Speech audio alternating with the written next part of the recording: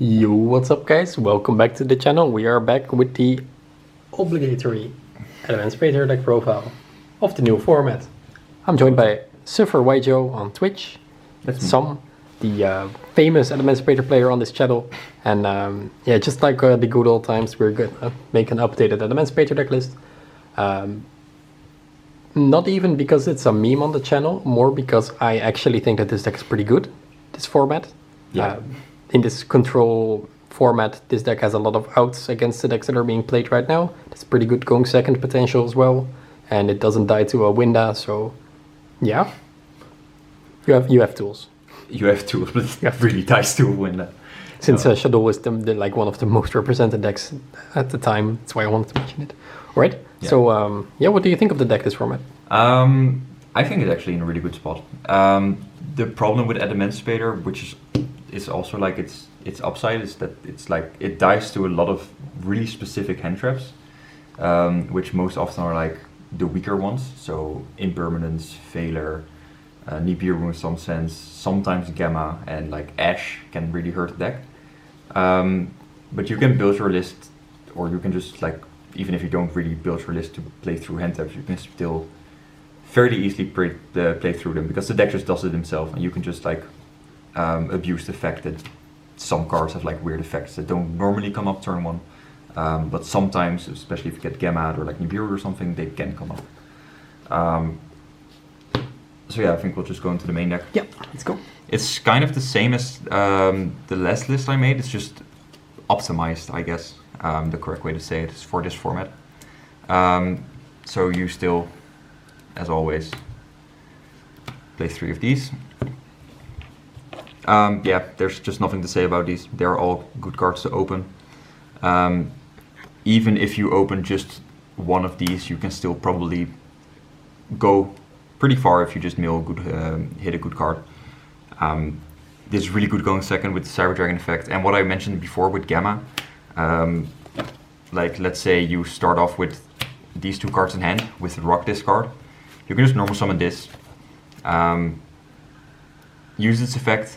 Make sure you don't play into Ash like that, because this doesn't really die to Ash. But you can like bait the Gamma. If they Gamma you, you can just special summon this and go full combo from there. And the final main deck Adamancipator card is the one Drey Guide they still play. This is there basically as the best card to put on top with Signs. It's a card that goes +1. You just draw a card, and you can easily manipulate cards like this. Like for example, if you top deck a Signs and you have like a lot of cards to play, you can just reborn this, stack the cards you need, which will probably be one of these, to draw them with this as well. So it's a really cool card to play. I've actually never seen you do that, but it sounds sick. It doesn't really come up that much, but if it does, it's pretty nice to do. You probably always just want to reborn like a Reptide or a Seeker or like one of these cards. Yeah. But if you have the opportunity, you can just reborn the Drey Guide. So then the rock monsters. I only play 2 Doki Doki. Still 3 Guardian, 3 Supplier. These count as well. Not really what you want to hit most of the time. So this makes it in total 11 cards to hit from your Excavate. These, obviously, like you always want to hit Guardian. It allows you to play through Nibiru, most preferably, or just if you go second, be able to normal summon this to like play through that one interruption you couldn't play through normally.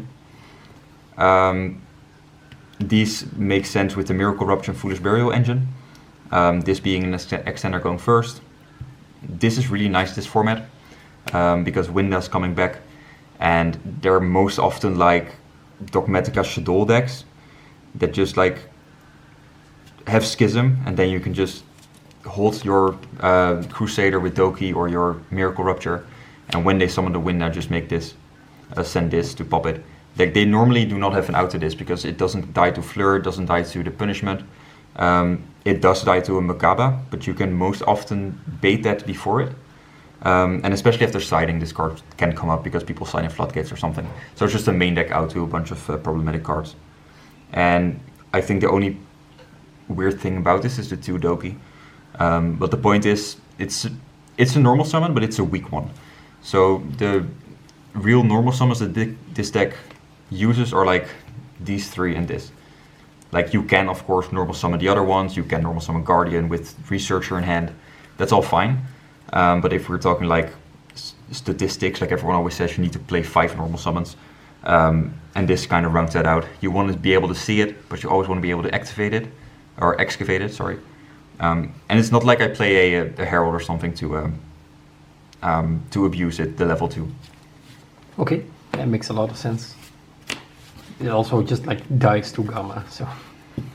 Unless you have Analyzer. But yeah, it really dies to hand traps if you start with it. So then 3 Parallel Exceed, 2 Dinotherium. These are the basic extenders. I chose these because of their attributes. Dinotherium. I cannot focus on the card. For those of you that don't know what it does. So Parallel Exceed is really good. Of course, chain blocking Helk Vibrex, being an instant rank 4 to either make Gallant Granite or make the Dweller in your end combo. Plus, it's just a really good extension. And yeah, level 4 comes up to make your synchros, of course. Dinotherium. The main thing is you want to have free summons that basically give you the attributes. Like before this, you obviously played like Messengelato, or was it Messengelato? No, Petting Sussur. Like Petting Sussur and Unexpected Die to summon the Earths because you needed Earth for Block Dragon. Right now you need Water and Wind, and the Water is really easy to make with your extra deck, and the Wind is why we play this package. One thing to look at with this card is that if you summon this, it's a mandatory effect that your opponent gets to choose to reborn a level 4 monster from either their or your grave. So like, don't link away Guardian and then special summon this, because you'll give them a Guardian, which will not be the best scenario for you. Yeah.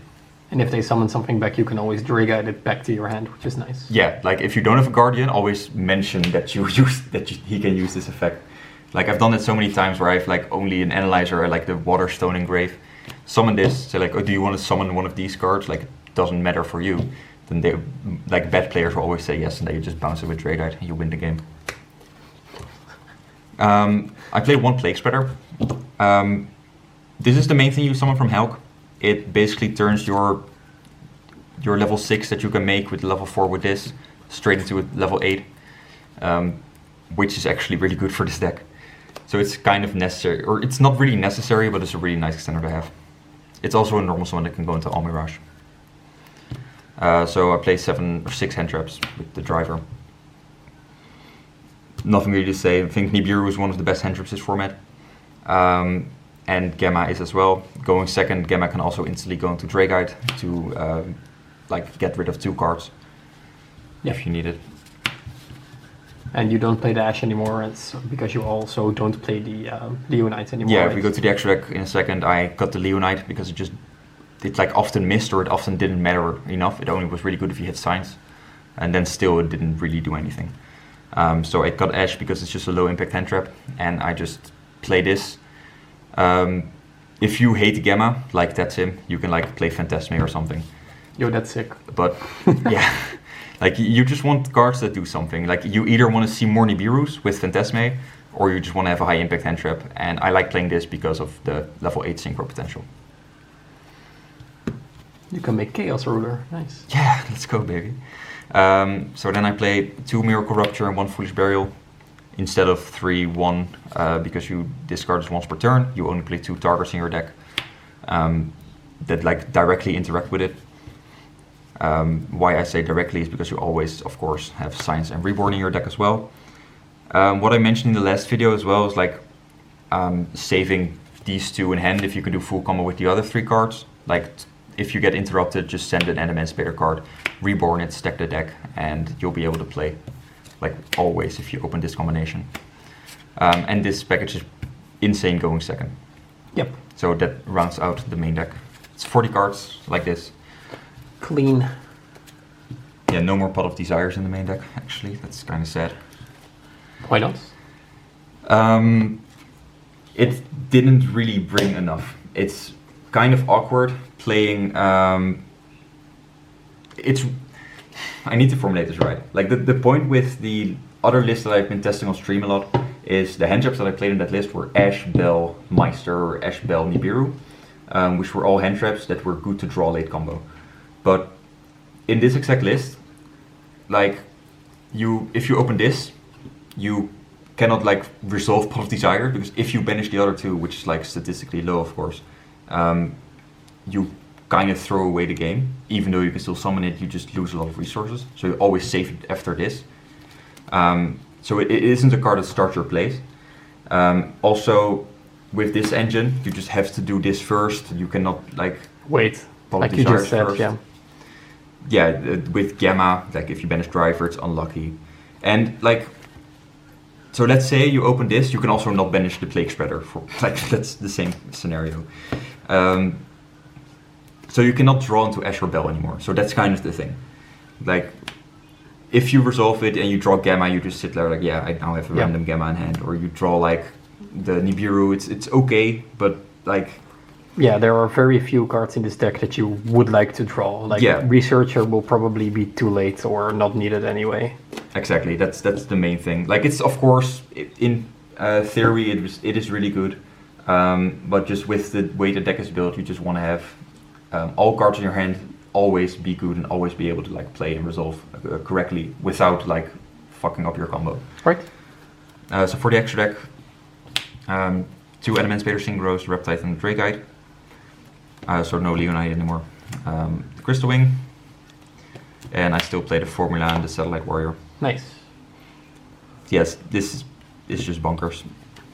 Like the only kind of problem in this variant is that of course I cut the Leonite. So your Satellite Warrior will most often pop for only 2, being this and maybe sometimes 3 if you have this engraved because you couldn't get a wind or something. Which will still be really good most of the time. But it's a little bit of a less good Satellite Warrior than the last variant. Mm-hmm. So 2 Xyz, which are the Gallant Granite and the Abyss Dweller. This is just a consistency card. This is like an insane card, this format. Like, I think the format is so new that Drytron and Virtual haven't really settled yet. Where Virtual World will probably still be one of the best decks and Drytron will actually still be a contender. Dweller will be insane. It's also pretty okay against Dragonlink, I guess. Yeah, it is. So for the links, play 1 Elmirage, 2 Helk, don't mind the sleeves. The main reason for the 2 Helk is it's either a really good way to get follow-up play, or it's a nice way to get in free water engrave if you open any of these 2. So what you do then is you just summon the Helk, summon Seeker or Researcher, link them away into a second Helk, and then you can reward the Researcher or Seeker to actually use their effects. Nice. Which also gives you water engrave. Yep. Then an IP, it's the main endboard card, and then I'll show Exco Talker because the rest of the cards are basically targets to go into with IP, which are Unicorn, Appaloosa, and the Underworld Goddess of Closed World. Yeah, the Closed World. This card is nuts, but like it's still the same. Like we showed the combo in the last variant, I think. You just end on the Helk with Synchros, maybe a Guardian, maybe an IP. And you just play your opponent's turn to summon the Synchros and like go IP into this, or this. And the next turn you just always go plus 1,000, so you just make access code and OTK them. Yep. I'll show a quick side deck that I threw together with cards that I think are good this format and for this deck specifically. So the Banquetops, it's nuts, so just play it in a deck that isn't Drytron. Ash, it's basically for like Red Ice decks, Dragoon, Eldlik. Also nice versus Shuttle and stuff. Yeah, like it has their applications. The Dark Ruler, this is also for Dragonlink and Shuttle, I guess.